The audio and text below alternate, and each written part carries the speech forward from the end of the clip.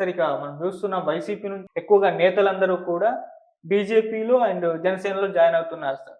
దీని పట్ల అంటే టీడీపీ వాళ్ళు కాస్త అసంతృప్తి వ్యక్తం చేస్తున్నారు. అప్పుడు మేము వాళ్ళ హయాంలో ఉన్నప్పుడు మమ్మల్ని చాలా అవమానించారు.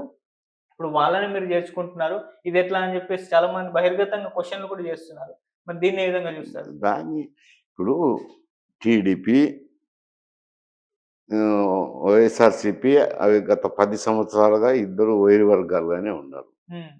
వాళ్ళ అధికారంలో ఉన్నప్పుడు వైఎస్ఆర్‌సీపీ ప్రతిపక్షంలో ఉన్నది. వైఎస్ఆర్‌సీపీ అధికారంలో ఉన్నప్పుడు తెలుగుదేశం పార్టీ ప్రతిపక్షంలో ఉన్నది. అది వేరు సమస్య. హ్మ్. ఇప్పుడు వీళ్ళు జనసేన, పవన్ కళ్యాణ్ ఇటీవల కాలంలో పెట్టుకున్న కొత్త పార్టీ. ఓకే.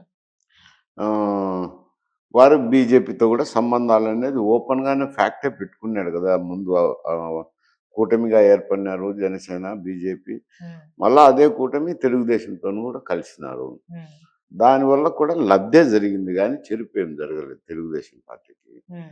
ఇప్పుడు కొందరు వైఎస్ఆర్‌సీపీలో ఇమడి లేకనో, నాయకత్వం పట్ల వ్యతిరేక భావంతోనో, ఇంకొక దాంతోనో వాళ్ళ యొక్క అభీష్టాలు నెరవేర్చుకునే దానికో ఉంటాయి గదా! రాజకీయాల్లో ఆశలనేటివి ఉంటాయి. హ్మ్. ఆ ఆశల ప్రకారం వాళ్ళు ఇక్కడ చేరుతుండొచ్చు. జనసేన పార్టీలో చేరుతుండొచ్చు. దానివల్ల తెలుగుదేశానికి వచ్చే నష్టం ఏమిటి? ఇంకో కొన్ని సీట్లు ఎక్స్‌ట్రా అడుగుతారని ఉంటది. అవును. హ్మ్. అటువంటివి ఉంటాయిలెండి. సహజంగా కూటమిగా ఉన్నప్పుడు, హ్మ్. ప్రభుత్వాలు ఏర్పాటు చేసినప్పుడు అయి కొన్ని వస్తాయి. కొన్ని ఇండివిడ్యువల్‌గా వ్యక్తుల వల్ల కొన్ని సమస్యలొస్తాయి. వచ్చినప్పుడు సర్దుబాటు చేసుకోవాల్సిందుంటది అంటారు. ఓకే. సార్ ఎక్కువగా జనసేనలోనే జాయిన్ అయితున్నారు సార్ వైసీపీ వాళ్ళంతా కూడా. మరి ఎందుకు జనసేననే జాయిన్ అవుతున్నారు? టీడీపీ వైపు అంటే వీళ్ళు చేర్చుకోవట్లేదా? లేకుంటే వాళ్ళే జాయిన్ అవ్వట్లేదా? ఇప్పుడు ఎందుకు అక్కడే స్కోప్? టీడీపీతో నిన్నటి వరకు ఫైట్ చేసింటారు. హ్మ్. ఇప్పుడు టీడీపీలోకి చేరాలన్నా ఆయన అవకాశాలు ఇవ్వాలా? ఉంటాయో, ఓకే. ఉండవో తెలియదు. జనసేనలో అంటే వాళ్ళకు వీళ్ళకి వ్యతిరేకత లేదు గదా! వాళ్ళు పూర్తిగా కంటెస్ట్ చేసింది 20 సీట్లే. హ్మ్. మిగతా సీట్లలో అయితే వాళ్ళేం కంటెస్ట్ చేయలేదు గదా! అందువల్ల వాళ్ళ యొక్క అవకాశాలను ఉపయోగించుకునే దానికి జనసేనలో చేరుతుండొచ్చు. ఓకే. సార్ మామూలుగా అంటే కూటమిలో అంటే వీళ్ళు పొత్తులో ఉన్నారు కాబట్టి వీళ్ళేమైనా చర్చించుకుంటారా సార్? ఈ పార్టీలో ఈయన జాయిన్ అవ్వాలనుకుంటున్నారు. చేర్చుకోవాలా? వద్దా? అని అంటే నిర్ణయాలు ఒక తీసుకుంటారా? మారు చర్చించుకోవచ్చు జనరల్‌గా. ఒక మారు చర్చించుకోకుండా వాళ్ళ పార్టీలో నిర్ణయాలు వాళ్ళు తీసుకుంటారు. ఇప్పుడేమన్నా అధికారం ఒకరిని చేర్చుకుంటారు వైఎస్ఆర్‌సీపీలో నుంచి. హ్మ్. ఆయనకేదన్నా మీరు అధికారం ఇయ్యండి అని కూటమిలో అడిగితే అట్ అటువంటి సమస్య ఉన్నప్పుడైతే చర్చించుతారు. ఇప్పుడు వైఎస్ఆర్‌సీపీ నుంచి ఎవరన్నా పోతంటారనుకోండి జనసేన. హ్మ్. మాకు ఎమ్మెల్సీ పదవినో లేకుంటే కార్పొరేట్ పదవో ఇప్పిస్తే మేము మీ జనసేనలో చేరతామంటే అప్పుడు తప్పకుండా ఇన్వేరియబుల్‌గా తెలుగుదేశంతో మాట్లాడాల్సుంటది. ఓకే. బేషరతుగా జనసేనలో చేరతంటే దానికి చర్చించాల్సిన అవసరం ఏముంది? ఓకే. సార్ అండ్ ఇప్పుడు వైసీపీ పరిస్థితి చూసుకుంటే సార్ మొత్తం ఖాళీ అయిపోవడం చూస్తున్నాం. అందరు అంటే అప్పులు మంత్రులుగా చేసి జగన్మోహన్ రెడ్డి గారికి దగ్గరగా ఉన్న వాళ్ళు మాత్రమే ఆయనతో ఉన్నారు. మిగతా ఎవరు కూడా లేరు. మరి దీన్ని ఇప్పుడు ఎలా హ్యాండిల్ చేస్తారు జగన్మోహన్ రెడ్డి గారు? పార్టీని ఏ విధంగా కాపాడుకుంటారనేది ఒక చర్చగా మారిపోయింది. మీరేం చెప్తారు సార్? అది వాస్తవమే గదా! హ్మ్. ఉన్న వాళ్ళు వెళ్ళిపోతుండేది వాస్తవమే. హ్మ్. అదేం మీరు గాని, నేను గాని అందరం అంగీకరించాల్సింది. హ్మ్. ఎందుకు వెళ్ళిపోతున్నదని ప్రశ్నించుకొని దాన్ని మార్పు చేసుకోవాల్సింది జగన్మోహన్ రెడ్డి గారు. హ్మ్. అది జగన్మోహన్ రెడ్డి ఆలోచన చేసుకోవాల్సిన సమస్య. ఓకే. వీళ్ళు ఎందుకు వెళ్ళిపోతున్నారు? నాలో ఉండే లోపం ఏమిటి? అది పిలిపించుకొని వాళ్ళని మాట్లాడి ఇటువంటివి జరగకుండా చూస్తాం భవిష్యత్తులో అని నచ్చచెప్పుకోవాల్సిన బాధ్యత ఆయన మీద ఉంది. హ్మ్. పట్టించుకోకపోతే వెళ్ళిపోతారు.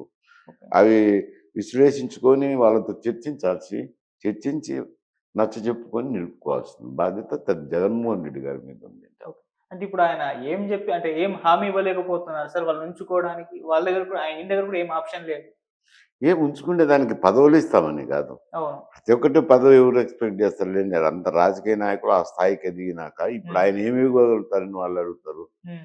వాళ్ళు అడిగేది వేరు సమస్యలు. రెస్పెక్ట్ గాని, హ్మ్. పిలిచి మాట్లాడడం గాని, ఏదో అనునయించడం గాని ఇవి చెయ్యాలి గదా! హ్మ్. మనం పార్టీలో పెద్దగా ఉన్నప్పుడు చెయ్యాలా? మాట్లాడడం, వాళ్ళతో చర్చించడము, పార్టీలో ఇన్వాల్వ్ జేయడము. ఏవో ఆయనకు అవసరమైన మేరకు ఆయన ఆలోచన చేసుకొని, విచక్షణ చేసుకొని వాళ్ళని అనునయించుకోవాల్సిందుంటది. ఓకే. సార్ పోయే వాళ్ళలాగో వెళ్ళిపోయారు సార్. ఇప్పుడు మళ్ళీ కొత్త నాయకత్వాన్ని పుట్టిస్తాం, మళ్ళీ జనాల్లో తిరుగుతాను అని చెప్పేసి స్టార్ట్ చేయడం కూడా అంటే చూస్తున్నాం. అట్లంటే ఏమవుతుందంటే హ్మ్. అప్పుడు వలసలు నిలుపుకోలేడు కదా. ఓకే. అది కాదు పద్ధతి, అది కాదు సాంప్రదాయం, అది కాదు. హ్మ్. ఈ మాదిరి చేసుకొని నచ్చ చెప్పుకొని ఉన్నోళ్ళను పక్కకు పోకుండా చూసుకోవాల్సిన బాధ్యత అయింది. ఇది లేకుండా వాళ్ళు పోయినా పర్వాలేదు, నేను ఇంకొకరిని చేర్చుకుంటాం, కొందరు పోవచ్చు, దానికేముంది. ఓకే. సార్ ఇప్పుడు అది జనాల్లో బెదిరింపు హ్మ్. మాదిరి అవుతుంది, అన్నయించుంటుందా. ఓకే. వాళ్ళని బెదిరించినట్టు సంక్రాంతి నుంచి అన్నారు. మొన్న కూడా ఎక్కడికెళ్ళొచ్చారు. ఇప్పుడు కంటిన్యూ‌గా జనాల్లోనే ఉంటామని జెప్పేసారు. సో, ఈ విధంగా జనాల్లో తిరగడం మళ్ళీ తన కమ్‌బ్యాక్ ఏమన్నా ఇవ్వగలరా? వచ్చే ఎలక్షన్స్ నాటికి పార్టీ మొత్తం బలహీనంగా మారిపోయింది గదా! మరి ఇప్పుడు ముందుండి నడిపించి బలంగా మళ్ళీ పోటీ చేయగలడంటారా సార్? ఇప్పుడు ఏమవుతుంది అనేది ఎవరు చెప్పలేము. హ్మ్. ఓడిపోయినారు, హ్మ్. ఎవరైనా నైరాశ్యంలో ఉంటారు. అవును. వాళ్ళను ప్రైవేట్‌గా పిలిచి మాట్లాడడము, ఇంకొకటి చేయాల్సింది ఉంటుంది నాయకులను. హ్మ్. వాళ్ళు ఇన్వాల్వ్ అయ్యేటట్టు కొన్ని కార్యక్రమాలు చేయాలా.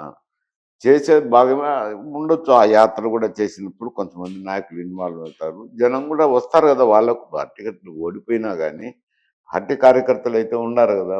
వచ్చినప్పుడు వాళ్ళకి ధైర్యం నూరిపోయడము, చేయాల్సినటి పార్టీ నాయకుడు చేయాల్సిన కార్యక్రమాలు చేయలే. ఇంకా ఆయన మొదలుపెట్టలే. ఆయన ఎప్పుడు ప్రారంభించుకుంటారో మరి చేయడం అయితే చేయాల్సిందే. ఎవరైనా చేయాల్సిందే. ఆ పరిస్థితుల్లో జగన్మోహన్ రెడ్డి ఉన్నా చేయాల్సిందే, ఎల్లయ్య ఉన్నా చేయాల్సిందే, పుల్లయ్య ఉన్నా చేయాల్సిందే అంట. ఓకే. సార్ ఒకవైపేమో మరోవైపు వాళ్ళ నేతల పైన వరుసగా కేసులు, ఈడీ విచారణలు ఇవన్నీ కూడా చూస్తున్నాం. పేర్ని నాని, విజయసాయిరెడ్డి వీళ్ళంతా కూడా ఇలా అంటే 2 ఒకటే టైంలో వీళ్ళు జగన్మోహన్ రెడ్డి గారు ఫేస్ చేయడం చూస్తున్నాం సార్. అంటే ఇప్పుడు అప్పుడు జరిగినది విజయసాయి రెడ్డి అంటే హ్మ్. పోర్టు, బందరు పోర్టు నుంచి బియ్యం ఎగుమతి చేస్తన్నారు. ఏం హ్మ్. బియ్యము అని అంటే పౌర సరఫరాల శాఖ ద్వారా రే ఇచ్చే రేషన్ బియ్యము మళ్ళా కొనుగోలు చేసి పాలిష్ చేసి ఎక్స్‌పోర్ట్ చేస్తున్నారనే బియ్యాన్ని పట్టుకున్నారు. ఓకే. పట్టుకొని ఆ పోర్ట్ మీరు ఎట్లా అలౌ చేస్తున్నారు అని పోర్టును ప్రశ్నించే పరిస్థితి పోలీసులకైనా ఉంది, హ్మ్. ఏసీబీకైనా ఉంది, ఎవరికైనా ఉంది. ఓకే.